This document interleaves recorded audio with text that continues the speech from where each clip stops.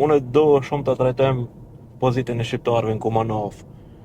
Dhe si është e kam dëgjuar prej moshave të ndryshme që i kam pas në emision dhe profilive të ndryshme. Jeta në Kumanov për një të ri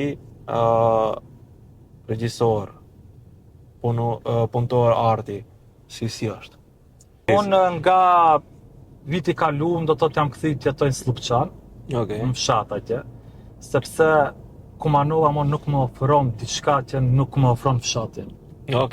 Do thotë ashtu thashë nuk jemi larg, sa për çka kam dobi në fshatin tim, se e kam një ajër shumë të pastër se sa në qytet. Qetësia. E kam qetësinë shumë të mirë dhe shëtitje në park, shëtitje në mal, se edhe parku nuk e ken Kumanov.